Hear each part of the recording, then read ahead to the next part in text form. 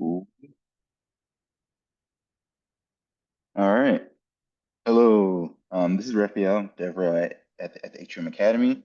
I appreciate everyone coming by for our weekly public event. This event is with Sator. Sator has been, I've known about Sator for a while, mainly when I first got into hooks.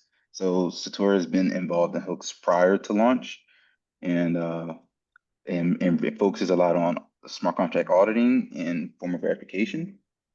I'd like to introduce um, Tamer.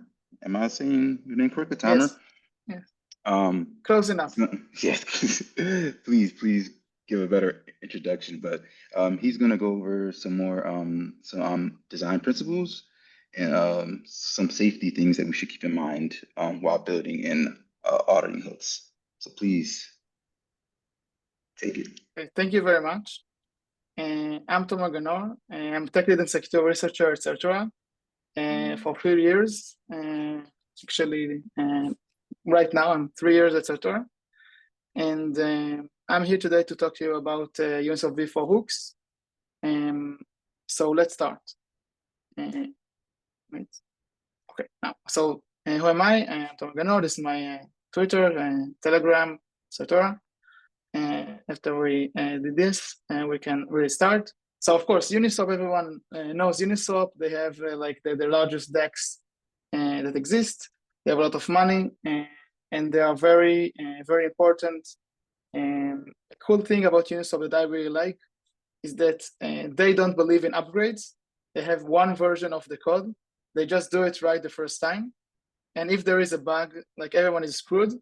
But like they have four versions, and there haven't been fines stolen for them because of their mistake. So it means that so it says something about like their quality of work, and I really had fun working with them. And on V3, V4, and they are very talented developers. Great, so let's start. Let's start from the past, then we're gonna go to the present, and then to the future. So the past is Uniswap V3. Uniswap V3 was innovative for a couple of reasons.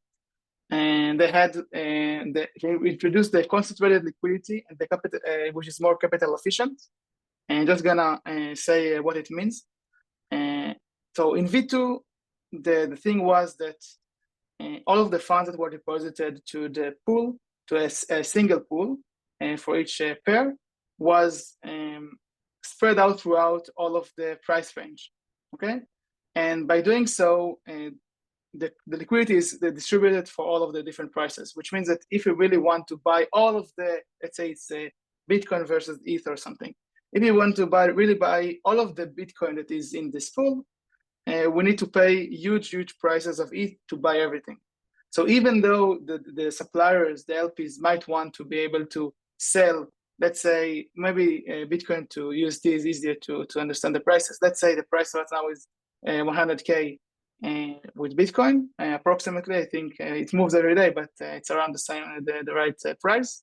And let's say you want to buy all of the Bitcoin because you think it's going to go up. Probably the holders of Bitcoin, the suppliers, would be willing to sell everything for, let's say, $1 million, right? Like I would sell it happily for $1 million, one Bitcoin. But if you try to buy everything from a Uniswap V2 pool, you will need to pay even more than $1 million because the prices keep increasing as the slope getting higher and higher. So you can't really buy everything, even though the suppliers will be willing to sell everything. So the concentrated liquidity make it so that suppliers, when they supply the liquidity, they can put a minimum and maximum prices, which means that once the price reaches the maximum price, you will convert all of your tokens from one token to the other. And once the price goes to the minimum price, all of the tokens will convert back to the original token, which means that there is a price where all of your funds will be transferred from one type to the other. It means also that you might have impermanent loss. If the price goes up above that price, you might have gained more if you had the previous approach, but you can choose that price range. So you can have this price range, and you're gonna say, if it goes above this, all of my funds already, let's say all my Bitcoin already, I sold everything already. So I don't have anything more to sell. I didn't save anything on the side to sell at higher prices. So I lose in permanent loss because I could have sold it at a higher price. But what we do get is the price is more stable because we are willing to sell more of our Bitcoin at lower prices. We can choose what prices they are, but there are lower prices, which means there are more liquidity available at a reasonable rates, which is of course very good. It makes higher fees for us because the volume is greater, and it means that the price is more stable for the traders, so they will come to our pool. So this is the first thing that Uniswap v3 has introduced. Second thing is the NFT-based position, which means that as a consequence of the previous point, each position is unique. It's not like in Uniswap v2 that you can just deposit funds and then you get LP token and then you can just redeem whenever you want, because everyone is sort of in the same position, just the state of the pool is the ratio that everyone has.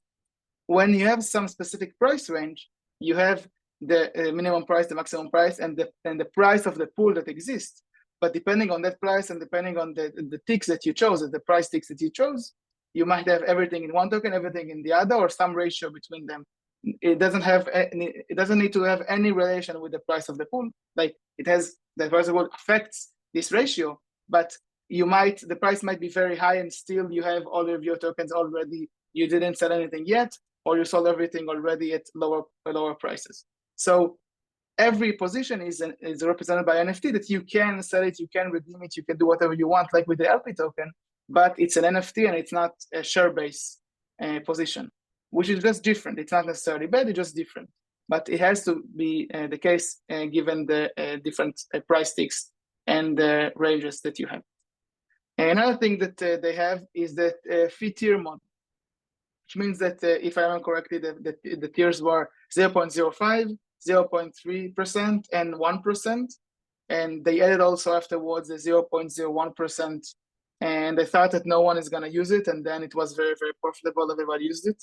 So that was like, that's a bit surprising. I have to be honest. I also think that 0.01% is not very good for LPs and not very good for like, it's very, not very good is like a bad statement.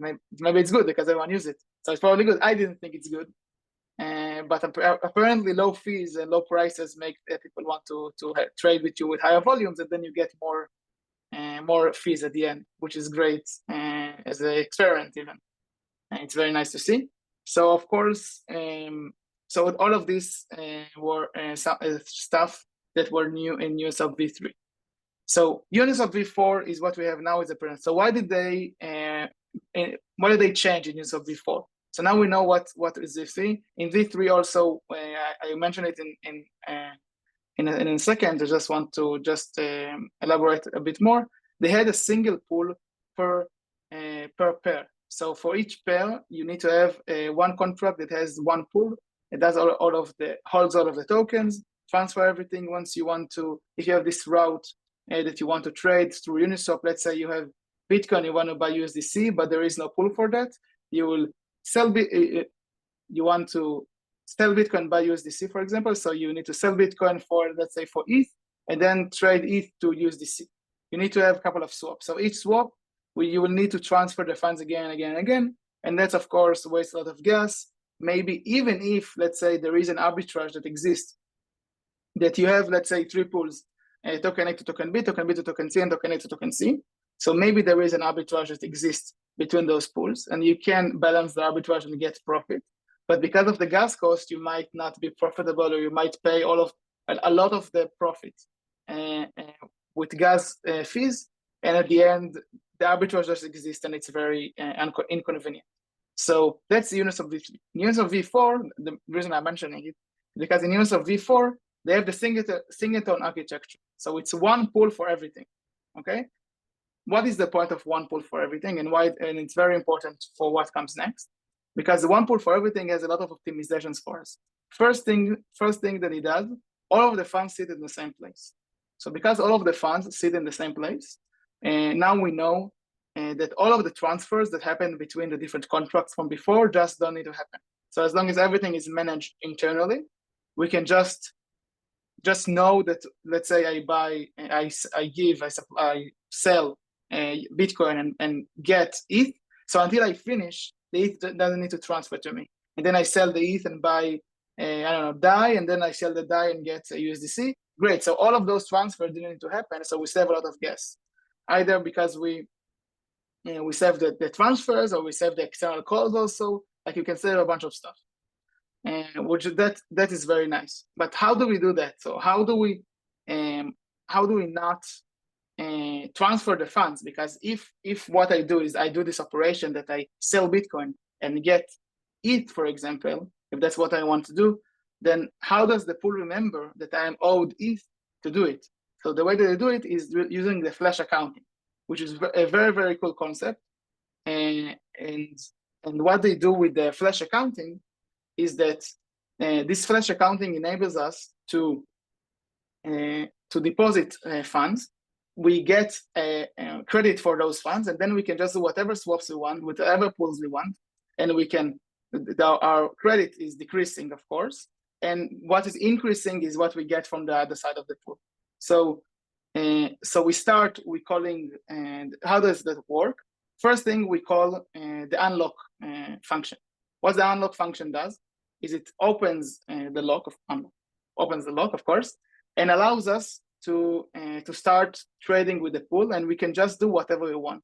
So we call the unlock function, we get the callback, and then afterwards, and I'm gonna tell you how it works in a second. Afterwards, it's gonna check that we prepaid everything that we owe, and then everything is settled, and then it's gonna finish. So if we don't repay everything that we owe, the function will revert, exactly like flash loan. If anyone here familiar with flash loans, you get funds, then you get the callback. Then after the callback, they check that you repaid everything plus the fee. So here there is no fee, but they just check that we repaid everything. How exactly does it work? So it uses transient storage and the non-zero delta count. It's a concept that was very, very cool to audit. So the non-zero delta count, how it works exactly is that whenever we call first time we call the unlock function, we get the callback, and the non-zero delta count is 0. What is the delta? What is the deltas? The deltas is exactly the credit or the debt that we have towards the system. So once the system that we start with the unlock hook, with the unlock callback, we get a callback to ourselves, and then we can just either deposit funds, and then we get that will increase, or we owe funds. We just either we take funds. This is the name of it. We take funds, or we swap funds. If we swap, then of course our delta we will be charged from one token. We will give credit in the other token, and we can do it for whatever tokens we want, with whatever assets we want. We can even take funds and swap them outside of Uniswap if we want. So we can have a route that starts in Uniswap, go to some other protocol. You can get the funds from there and deposit back what you owe from outside of Uniswap. So it integrates with everything. And whenever the delta becomes from 0 to non-zero, this non-zero delta count increases. And whenever the delta becomes from non-zero to 0, even if it's from, let's say, even if it was 0 and I deposited funds and the delta became non-zero because they owe me, it's still increasing the non-zero delta count. And it means that they owe me funds. So I can't finish until everything is settled. Everything that I owe, I paid. And everything they owe me, I took. So they can't have extra of anything. So whenever it turns to 0, this decreases. Whenever it turns from 0, it increases. And the code is very simple, and it's very nice. And this means that at the end of the call, you can very efficiently, without iterating on all of the different tokens, check, you repay this, you repay this, you repay this, you repay this, or to do a transfer from that you call transfer from, just to be sure that you repaid everything. Instead of doing all of those not gas efficient things, what we can do, we can just check this one variable. Transient storage is even very cheap to access. You can just say, if it's 0, great, everything is settled, we can finish. Okay, so that's very nice. Just remember another thing I want to mention before, and I didn't mention about Uniswap v3 regarding the concentrated liquidity, and it will come up later. So just another thing. That using concentrated liquidity, we can also optimize the fees. If let me just go back to that, just so it will be in the same slide. So if we use concentrated liquidity, we can target a specific price range of the percentage that we want, that we think that the token is going to be at. and then we get much more fees because we bring much more liquidity to a specific small range. For me, it was very not intuitive. This is why I'm mentioning it, because for me, I thought we had an argument. We were arguing about, I said, if you bring a very large price range, you should get more fees. Like that was what I thought that should happen. You should get more fees because like you support better price ranges. But turns out that I was wrong. And the smaller price range you give, when it's active, you get better fees because you support this specific price range and the prices are more stable because of you. And you allow more trades for this small price range, and you should be awarded for it. So it's very not intuitive, at least for me. I thought that the longer price range you have, the better fees you should get, and the smaller it's sort of like you're cheap, you are not willing to trade to play with everyone else. But if you are not willing to play with everyone else in some other external price range that no one ever reaches, you will get zero fees. But if you want to play with, like, if you want to play, like, spread out your funds, you will be compensated, but very, very small amount because you're not really willing to play. But if there is someone that is positioned right on the price tick, then you're gonna get a lot of fees. If it's very precise, then you get much better fees. Just want to mention it for later because I forgot. Let's continue. So we had the flash accounting, and also using the flash accounting, we can use hooks for fees. We can give funds to the user. We're gonna look how we do it later. Just want to mention so you remember, this is one of the ways we can use hooks. We can use this mechanism with the hooks for later. Okay, also we have dynamic fees. So we don't need to have fee tiers anymore. We can have dynamic fees. We can configure the fee as we go on. Also, we can do this with hooks, and we will see later exactly how we can do it with a hook, which is very cool. To be honest, it's a very cool use case, because depending on market conditions, what we can do is we can just say, I see there is a lot of volume going through my pool, so I can say, okay, so the price is probably of the fee is probably too low, so let's increase the fee, and then we can make the price, even though we increase the fee, we might make the pool more tractable for LPs, and then the prices will still be better even though there is a fee. So it's really depending on the market conditions. We can increase the fee, we can decrease the fee if there is no swaps. Maybe the fee is too high, so we can decrease it. So using the before swap hook that we're gonna talk about later, we can check the fee, we check the market conditions and adapt the fee to it, and that's very cool and very flexible. Of course, we support native ETH. You would of course save gas, and instead of using web that we can still use, but it just saves gas, which is better. And all of this, we do all of this so we can pay for the hooks. So the hooks are much more expensive from gas perspective, and we had to make all of these improvements to Uniswap from V3 to V4, so the gas cost wouldn't be enormous. So because everything is in one pool, we don't have all of the transfers all of the time. We can make things more efficient. Now we can use this gas to call hooks and to use them to make the user experience better, to have better features, and we can talk about it right now, exactly what we can do with the hooks. So what are hooks? So hooks are very flexible. They allow us to be very flexible with our development. We can inject logic to key points of the flow of Uniswap. For example, we're going to look at all of the different examples. For example, with the before and after swap, with the add or remove liquidity, with the donate, with all of those instances. And what it allows us basically is to sort of create another protocol on top of Uniswap. So Uniswap stops being a protocol and start being a platform.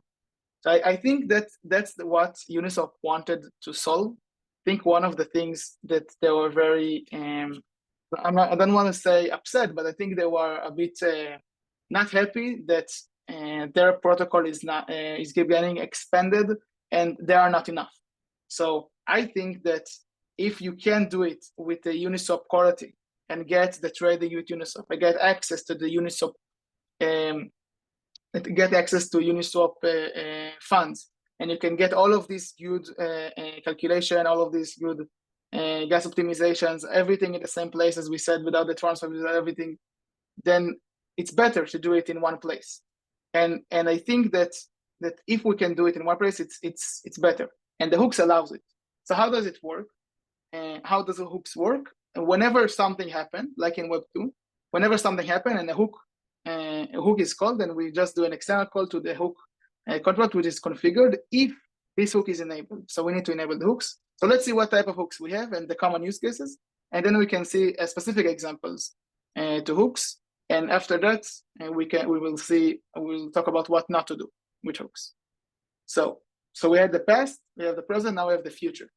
The future is the hooks and common use cases of hooks, which is, for example, the before initialize hook. What people use it for is the parameter validation. For example, if you initialize a pool and you want to make sure that all of the parameters are valid, you want to make sure that the fees make sense, you want to make sure, for example, that only specific message senders can create this pool with this hook. Maybe our hook distribute rewards to someone, and we have a whitelist of the creators of the pools. And if you don't create the pool, if I'm not the creator of the pool, I don't want to give tokens to someone random that just use my my hook, for example, and that will be also important later. This validation is very important when it's done right. So I have to drink. Cool. Yeah, the parameters are interesting. Whitelisting pools. Yeah. I know with Coinbase has come out with their hook, so they kind of KYC users from coming in, so kind of yeah, that's restricting user also access. so the KYC will be more relevant, I think, in the next Like hooks, like yeah, in specifically. the swaps and such. Yeah. Yeah, but maybe you can have a specific KYC for creation of pools, for example, if you want to use their hook, and maybe only, for example, I know some corporations cannot be only ones that create specific pools, for example, or you can do so many things. And if we didn't have these hooks, what we had to do, we didn't have any choice, is just to redeploy. We need to fork the Uniswap code, and then we had to redeploy like everything with our specific code snippets that will hook at this point before they initialize, but without being really calling the before initialize hook, but it will as if it's calling the before initialize hook and do this logic either way. So I save you a lot of gas on the deployment. Also you have access to the liquidity, everything is optimized, and you can do whatever you want. So it's like you get everything for free. So it's it's very good. You get like the size effect of Uniswap, and also you get their code is exactly their code, and you can trust it. And they already pay for the audit for the code, so you don't need to pay. You just need to do the hook correctly, and that's it. Because when we fork the code, it's very scary to fork the code, and then you only change one small thing just to be sure, because this thing looks weird, maybe we can optimize a bit more, and then you get wrecked sometimes. So if we can do it in a safer way, and we can just say, let's just make, even if the hook is wrong, we can lose only what permissions we gave the hook to do. So if we, let's say, deposit some funds in the hook, we can lose up to those funds. For example, if we have this airdrop or something, we can lose up to the airdrop funds. But if we rewrite the code or just modify one small thing or a couple of small things in the, let's say, in the forked code, it might like get all of the LP funds get stolen or something. So using this architecture allows you to be sure that unless Uniswap has this bug, you wouldn't break their code. Your worst case, you're gonna break your code. So don't make mistakes, but at least if you make mistakes, it's only your funds that are at problem and not everyone else's. Great. So let's continue. So the before initialize hook we talked about. The after initialize hook, we might want to register this pool with our protocol or with other protocols. Maybe we want to deposit funds to the pool once it's initialized. And remember this, we'll talk about this later. It's very important, this hook. It's very important to not make mistakes in this hook. And to initialize, so we might want to deposit funds, we might to register, we might want to do a bunch of other stuff. And the before liquidity, we want to, this is regarding the KYC that you mentioned before. Maybe you want to check, it's not even here, so we can add it to the use cases. But once we want to use want to add liquidity to the pool, maybe I don't want to pay to someone that might be a terrorist or something. So only entities that had the KYC through some trusted entity are going to be approved on the hook, otherwise it reverts for them, for example. So that is also a use case, also liquidity caps, that we can just cap the amount that you can deposit maybe. And also what we can do a bunch of other stuff, like we can prevent from everyone else except for us to deposit funds to the pool. For example, we can be the only provider. We can be the only trader. We can be only whatever we want. Like we can do whatever, like a lot of things. So the after add liquidity, we can have the auto compounding of the fees that we're gonna look at example later, and we can track the rewards. Reward tracking, for example, maybe you want after you add liquidity, we want to give you some rewards for locking funds in the pool, and then one might want to record, for example, the reward index to give you afterwards the rewards. So we need to do it somehow, and unless we're gonna have an entry point that's gonna address, like what we could have done is to have this entry point, and then this entry point you can deposit through it, and then you're gonna get it, and then so it's very, very, very annoying, and you have to deal with this, and they have to lock, like to transfer to your account, to your contract, I mean, and then to deal with your contract, and not just go to the Uniswap pool address and just deposit there to the proper pool, which is much more easy, much safer, because you don't have any mistakes.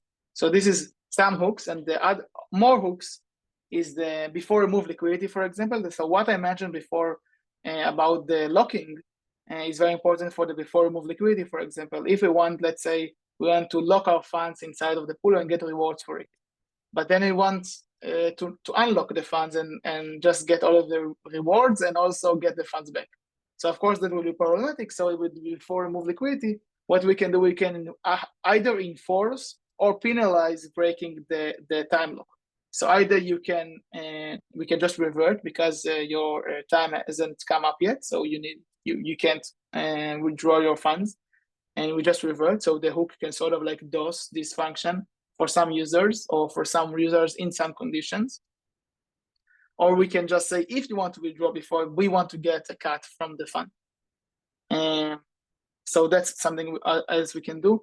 The after remove liquidity, of course, is is very related to the before remove liquidity, before the after add liquidity from before, which is the accounting for updates, or the update of the reward payout.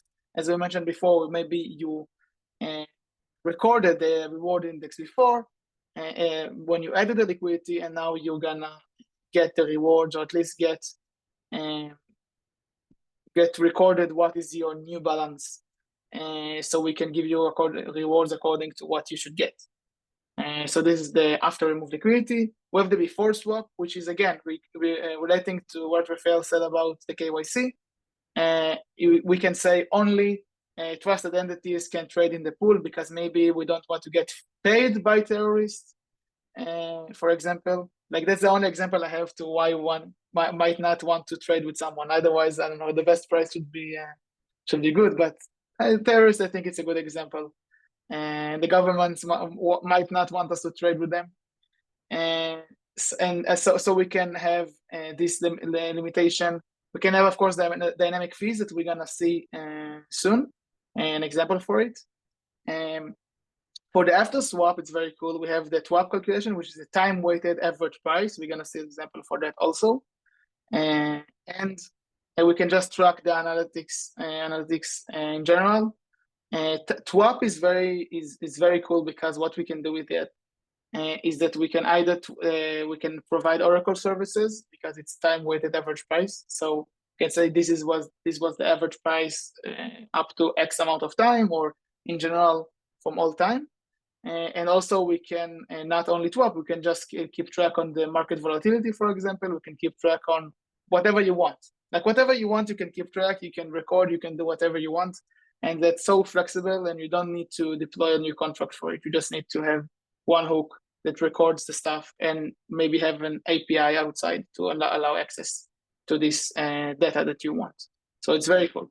We have the before donate. Maybe we don't want to let anyone else donate, maybe whitelist of tokens or whitelist of, again, maybe you want to block some not KYC addresses for obvious reason. For example, maybe you don't want to get donations from for Tornado Cash, for example, because the dust attack that everyone is like that I heard that's happening sometimes, that if the US government blacklist whoever gets funds from Tornado Cash, then I'm gonna dust everyone else's address with dust from Tornado Cash, and now everyone is dirty. And if everyone is dirty, then no one is dirty, because you like if you can, I don't know, the dust attack the I don't know Binance address and base addresses and everything, then they can't block them.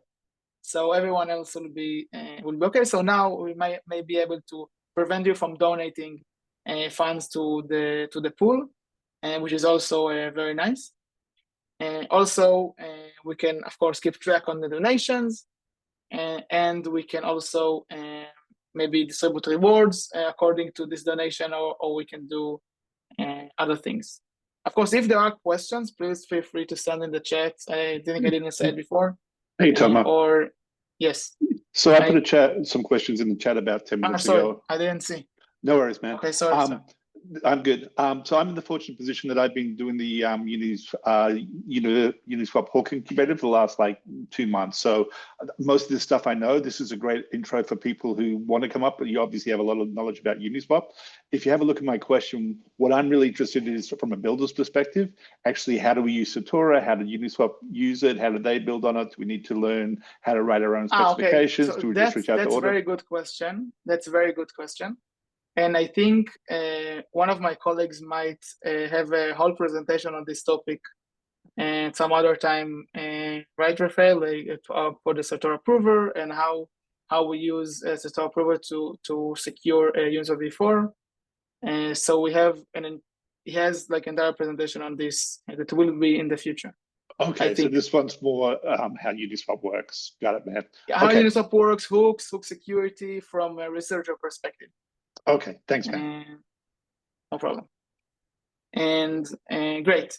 If you have any more questions, please feel free to ask. Great. Great. So this is the hooks that exist.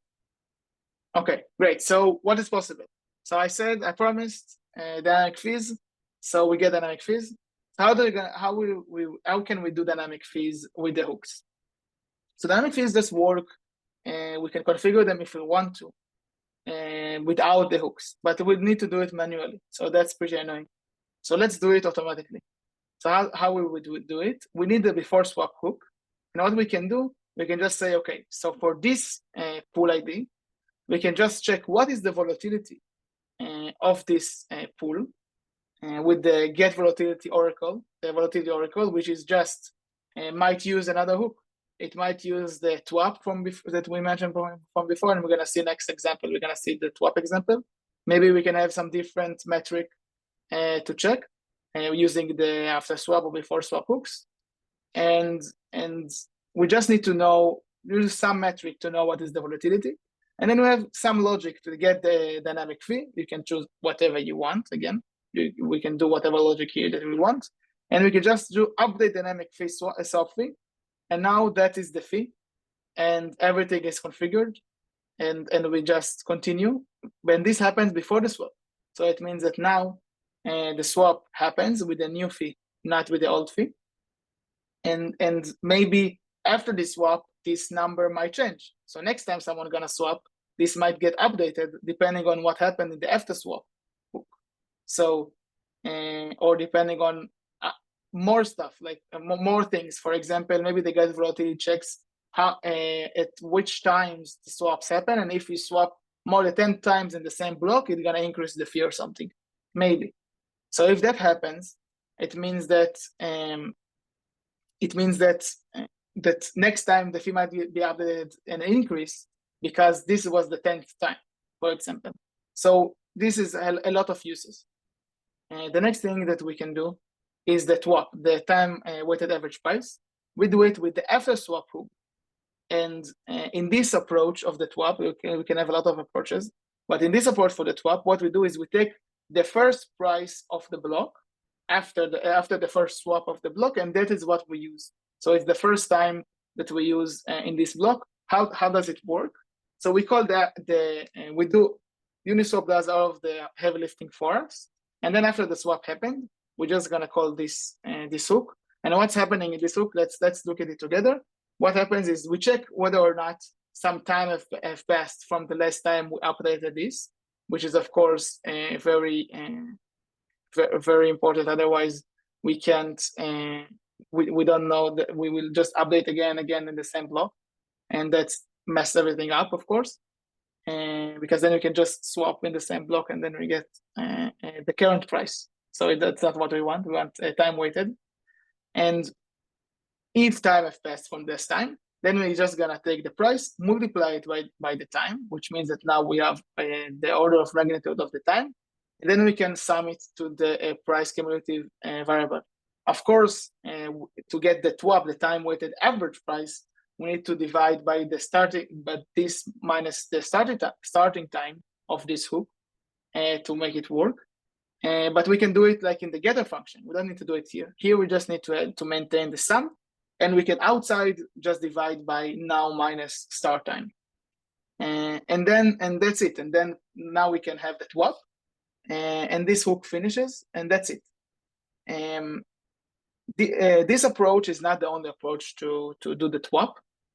We can also take the last time the swap happened in one block, and it might work in a different way because you might affect it in different ways. For example, we will, of course, need to change the code. We will need to record, let's say, the last time that we touched in the last block, let's call it.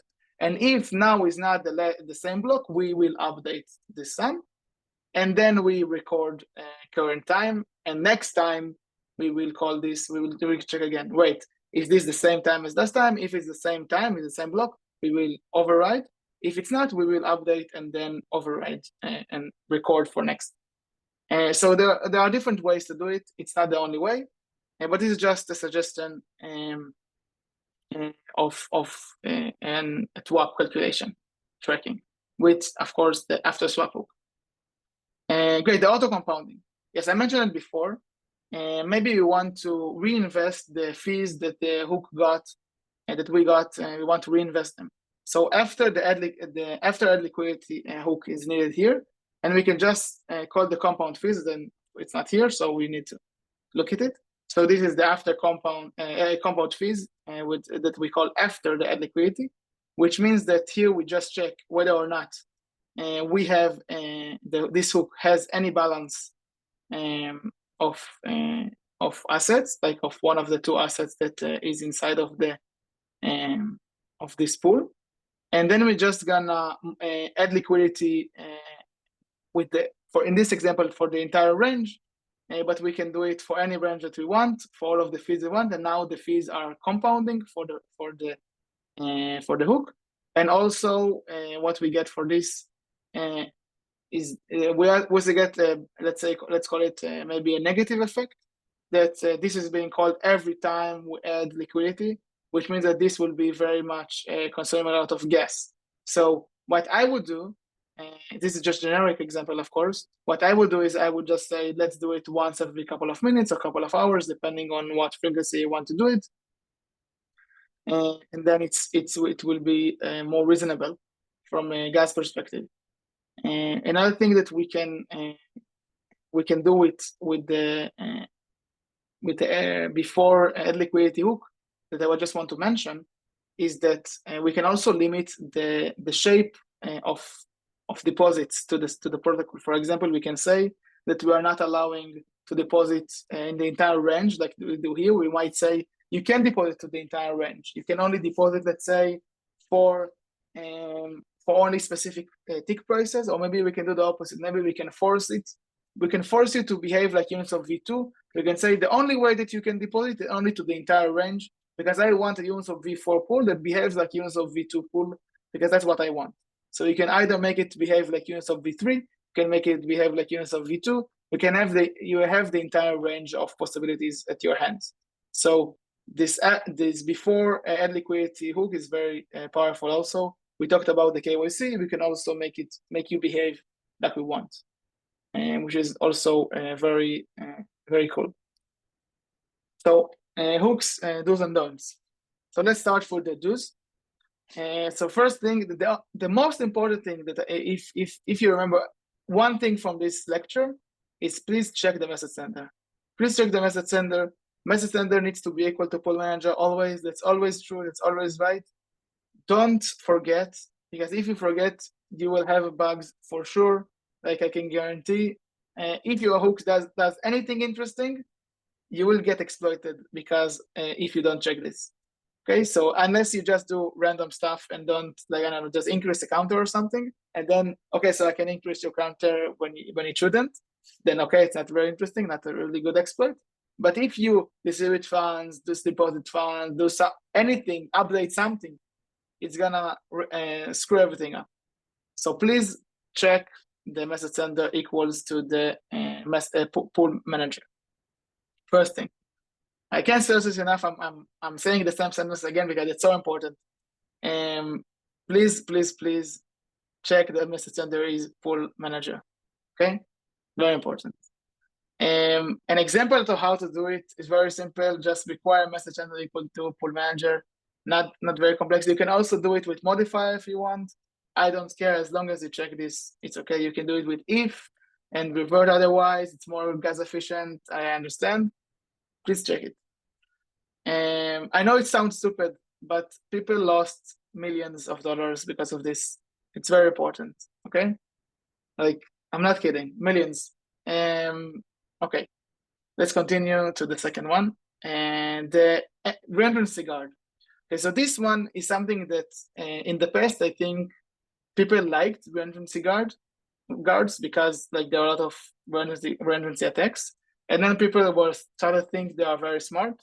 And they were able to find different ways to not use reentrancy guard because they don't want to waste the gas. I understand, but if I can give you an advice, please use reentrancy guards unless you have a very, very good reason not to. If you can allow yourself to prevent reentrancies, great, prevent reentrancy. I think in 90% of the cases, it doesn't really matter. Like there are no 90% of cases, there are no legitimate cases where you need to do a reentrancy. Okay? In some cases, maybe it happens, and if that happens, we can discuss later. I will discuss exactly how to do it right. But if you can, please have a reentrancy guard. Things break in ways that you could not expect. Okay, so this is exactly what I mentioned about the reentrancy guard. So how do we, if we don't have external calls, we don't really need the reentrancy guard, right? So if we must have external calls, and we need to do it as minimal way as we can and do it in a safe way. So how do we do it in a safe way? It's very, very simple. Checks, effects, interactions. I hope that you know this already, but whenever I'm reading code, like I do it for 3 years already, whenever I see any external call, I say to myself, checks, effects, interactions. It's very stupid. Checks, effects, interactions. It's super, super simple. First, how it works, for those of you who doesn't know, it's okay. You will remember it from now on and don't make these mistakes. Less bugs for me to find, but better code for everyone, so I'm happy. First thing, you're gonna do the checks, whatever you want to check.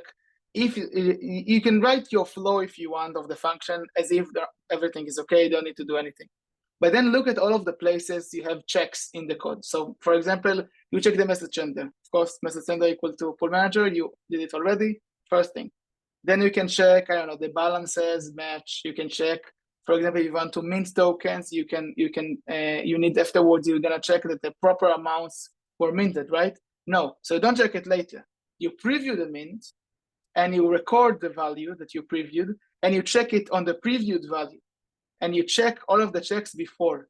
You don't do it after. You do it before. You do all of the checks before, and after you did all of the checks before, then nothing has changed in the state, right? The state is a good state because you only checked stuff. You didn't modify anything. Now you do all of the effects. Effects is internal effects. If you need to record, let's say the TWAP, for example. If you want to maybe credit someone internally, want to give them some reward index, update reward index, something, whatever internal effect that happens, then we do it in the second phase of the function. And the last phase, we do the interactions. After we finish everything else in the function, nothing's gonna be checked, nothing's gonna be modified internally, then we do the interactions. Now we call to the transfer functions, we call to the register functions, we call to the external functions.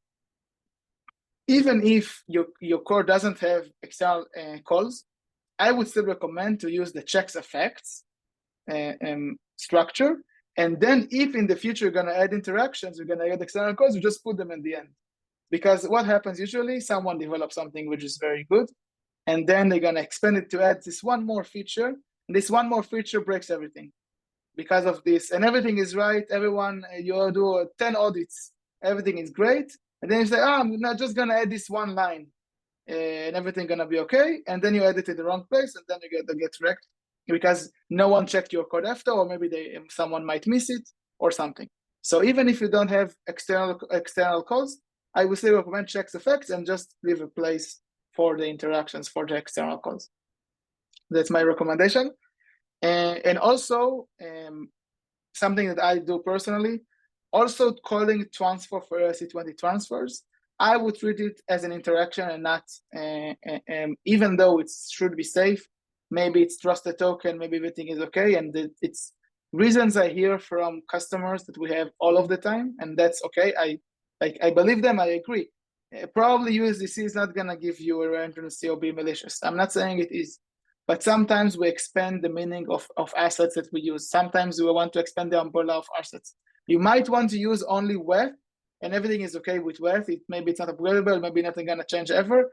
And then someday you're gonna add also USDC, and then someday you're gonna add some shitcoins, and then someday you're gonna add more tokens, and then someday you're gonna deploy in some other blockchain. And maybe there it's problematic. Maybe they have this behavior also, extra behavior, extra features. So no matter what, I would deal all of the external calls that is not happening, is not internally, that you don't control everything with them. And even if you do external call to some other contract that is yours, I would still do it in this way because we don't have anything to do. Okay, checks effects interactions one last time. It's very important. Okay, of course, you want to thoroughly test your hook accounting. You want to test that all of the math is right, of course. I think it goes without saying, but I would still said it. It's very important. And don't neglect input validation. So what's input validation? Why is important? So I have a story for you. Without naming names of protocols, just in general. A protocol, for example, that might have this after initialization hook. I mentioned it before, if you remember. Why the after initialization hook and the verify inputs is so important with the before initialization or after initialization. Either one you can verify. I think in the before you need to verify, and after you might get all of the juice, all of the funds. So what might happen? What might happen, for example, is if you have a protocol that want to use Uniswap to trade its token, for example, and once some conditions are met, they're gonna deploy the pool, they're gonna deploy the liquidity, and then you can trade, right? Not very sophisticated, but this hook needs to wait until these conditions are met, right? And these hooks will have the funds to deposit to the pool. And once we deposited the funds to the pool, and once the pool is deployed, we can deposit the funds to the pool, and then we can trade and do whatever you want. And the interesting thing that can happen is that if you don't validate the inputs to the before initialized hook, what might happen is that you can initialize before the proper real pool will be initialized. You can front run it or just do it yourself and call this hook, like register this hook, and this hook is legitimate hook, and you get a call from the pool manager, like you said, like I said, I told you, like, check the message sender. You check the message sender, everything is okay. Everything from the pool manager, no worries, right? But you check it from pool manager, but you didn't validate the pool ID, for example. So the pool ID is derived from the assets, from the pair, and if you are if the assets, let's say one of the assets might be malicious, might be just random shit coin that I deployed and I full control of it, and what can happen is that I deploy this shit pool and I call this hook, and now once this hook exists and the pool exists, the after initialization hook just supply all of the funds to the hook, to the pool. And this hook has all of the like the NFT for the LP position. It's okay, right? Nothing is wrong. It's not okay because I control the other token. So if I control the other token, I can just buy his full position and have all of the legitimate token that he has, and he has all of my shit token. Like you can get whatever you want, and if I want, I can even block them from withdrawing because I can block their transfer or something. Just to be annoying, I don't even need to do it. I can do it because I have full control of this token, and because this protocol didn't verify in the before initialization that the pool ID matches to what they expect, to the two tokens they expect. If it was the proper ID, even though they want the one that deployed the pool, I couldn't rug them. I couldn't rug pull them because I had to pay real money to get their token, so it's not that bad. But if I deploy the pool and then they got initialized with my token, I can give them how much they want from my token. Like whatever range they choose, no problem. I can pay whatever they want. Even if they do a big range, small range, I can drain them. So this is something that's very, very scary, very, very not intuitive, because you just say, okay, no one's going to use my hook. Like it supplies my token, so everything should be okay. But maybe the other token, which is not legitimate, might get hacked. So you need to check, not hacked, I mean like might be malicious. So you can just control it and get whatever you want. So that's something that can happen. So whatever you do, you always need to validate everything that's coming to you, even if it's from legitimate sources, even if it's from the pool manager, everything is okay, right? No, not everything is okay, because maybe we didn't think about all of the different flows that input can come for us. For example, another thing that can happen is that we can, another bug that happened in real life, not necessarily like exploited in real life, but from an audit, is that we can reinitialize. What we did, what I told you before, is we initialize before, pre-initialize, maybe you can call it, but we can also reinitialize. We can just call the initialize function again, and usually it shouldn't work, right? Because if we call initialize to the pool with the Uniswap pool manager, which is like everything is okay, they don't have any bugs, right? But if we just initialize another pool with another ID, and then you register the same hook again, then we just call the before initialize hook again. And then maybe we can update something on his position, on his state, that this shouldn't happen, because they get data from us, from like the pool, with the pool manager, everything is legitimate, right? They get malicious data from us, and which is malicious, and then they might update their internal state. Maybe they will repay, maybe they will pay for my malicious pool, of course, blah, blah, blah, like we said before, but not necessarily even that is not relevant, because even the fact that we were able to update their state in malicious way, in a way that is dependent on our pool, is of course, it's bad. Even if we just were able to set it to 0, let's say they have some, I don't know, some fee count or something, and they set it to 0 even then it's problematic, because then they lost money, right? Whatever we can do that is not a valid use of the hook can break it. For example, and this is why you don't neglect the input validation. Even though it's come from a legitimate source, don't neglect this. It's very, very, very important. And one other thing with the hook don't create DOS either via gas abuse or revert. I just want to mention this. If we do external calls, I recommend it to you, don't do external calls. But if you have to do external calls, at least do it with try-catch blocks or with low-level call that doesn't revert if the function failed. And when you do this external calls, limit the gas that they can use. Because if you don't limit the gas that they can use, they can either, and also beware of gas bomb. Don't let them return your huge data that you're gonna pay gas for and revert. And don't let them drain your gas completely by just iterating until it fails, and then you run out of gas also. And of course, if you just let them revert and you revert, of course, that's of course not very good. Or even without external entities, if you fail as a hook, fail gracefully. Don't revert everything. If you can, if it's possible. I'm not saying always. Maybe sometimes you want to revert. For example, we discussed with the KYC stuff.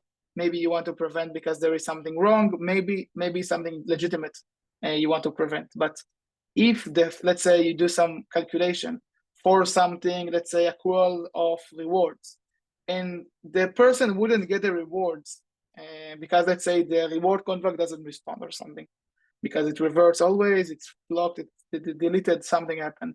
We don't want to DOS everything. So if we just revert because some function failed, everyone is frozen forever, everything is blocked, and that's very bad. So if we can to not revert the entire hook operation, we should just fail gracefully and just let it continue without us.